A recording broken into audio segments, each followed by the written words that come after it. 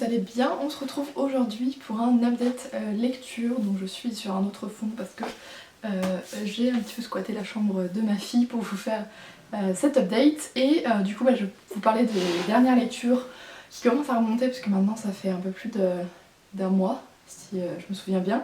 Donc excusez-moi si voilà, il y a des avis qui sont un peu light si je puis dire. Et je vais commencer tout de suite par le tome 9 de Shirley Davidson, donc 9 tombes et des poussières de Darinda John. Ici on est dans de la chick lit avec une Shirley Davidson qui a des pouvoirs un petit peu spéciaux puisqu'elle peut voir et parler aux morts et qu'elle résout différents mystères. Et puis on va avoir une histoire de fond, il y a une enquête dans chaque livre et une histoire de fond qui suit les différents tomes de la série. Il se passe de plus en plus de choses autour de cette histoire de fond qui prend de plus en plus d'importance et que de mon point de vue j'aime beaucoup, j'aime bien la façon dont l'autrice, le chemin en tout cas qu'elle prend.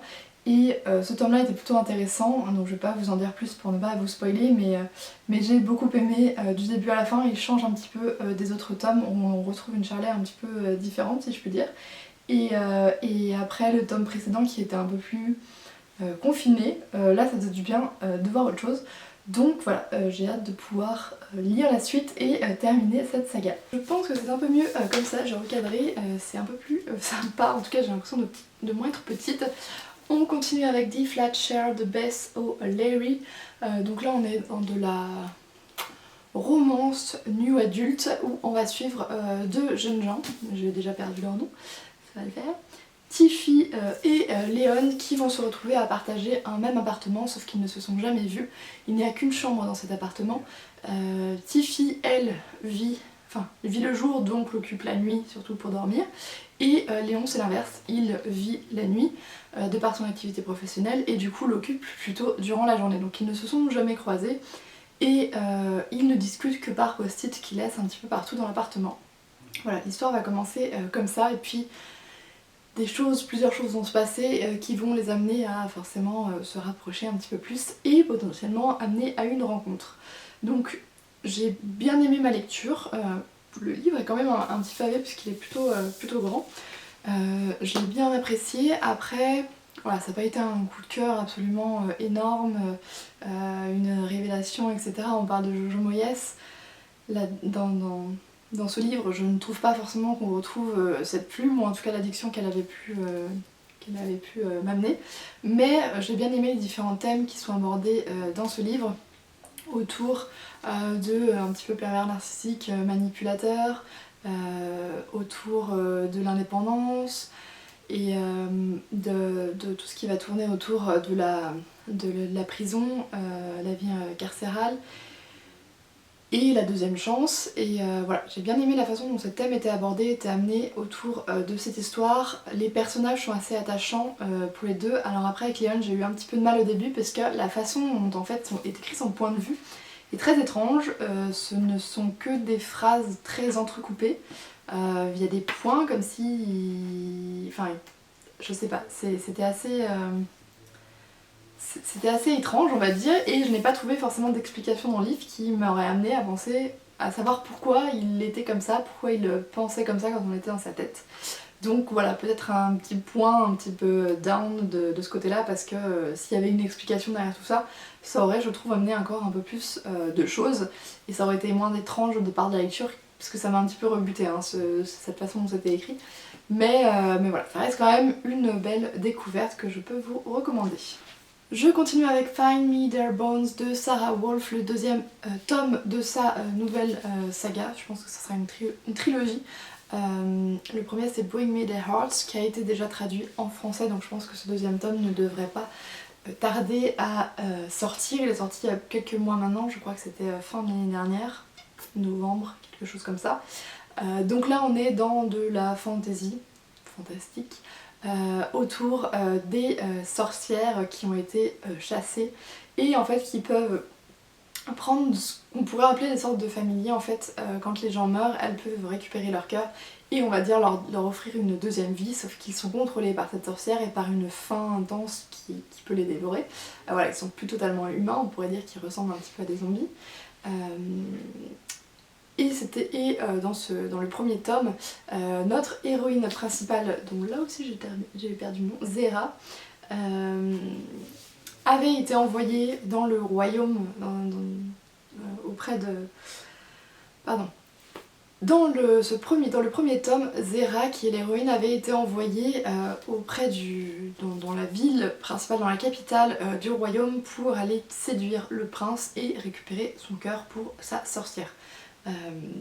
Tout s'était pas passé exactement comme prévu et la fin nous laissait sur un cliffhanger qui m'avait absolument donné envie de lire cette suite. J'avais beaucoup apprécié les personnages et je n'ai pas été déçue avec ce livre-là. On a de nouveaux rebondissements qui apparaissent, des choses dont je m'étais pas du tout attendue, mais alors vraiment pas, et je trouve que c'était plutôt bien joué de la part de l'autrice. On a peut-être on est sur quelque chose d'un peu plus lent, on n'a plus la séduction, le jeu de la séduction et de la découverte qu'on avait dans le premier tome, qui faisait que même si on n'avait pas beaucoup d'action, en tout cas moi j'étais prise par ma lecture. Là on a ce côté qui est toujours un petit peu plus lent et pas beaucoup d'action avant la fin non plus. C'est vrai que du coup j'ai été un petit peu plus sur ma fin, ou en tout cas j'ai pris un peu plus de temps à réellement rentrer dans le livre, mais il y a plein de petits trucs qui ont fait mouche, et surtout la fin qui, là encore, donne envie d'absolument découvrir la suite, ce qui va se passer. Et je pense que ça va pas être tout rose et que là on va avoir pas mal d'action. Et je termine avec The Shadows Between Us de Tricia Levenseller. Voilà, je me suis pas trompée, donc j'avais reçu dans ma dernière box Fairyloot, et que je vous ai présenté récemment. Ici on est aussi dans de la romance fantasy. On va le suivre Alexandra qui, contrairement aux jeunes filles de son temps, qui ressemblent un petit peu au temps du Moyen-Âge chez nous, est plutôt, on va dire, dévergondée, ou en tout cas ne se prive pas des plaisirs de la chair comme peuvent le faire les autres femmes, sauf qu'à chaque fois, elle garde un secret, ou en tout cas quelque chose qu'elle va pouvoir faire jouer si jamais le jeune homme avec qui elle a été décide de la trahir et de dire à tout le monde qu'elle n'est qu'il a défloré, si je puis dire.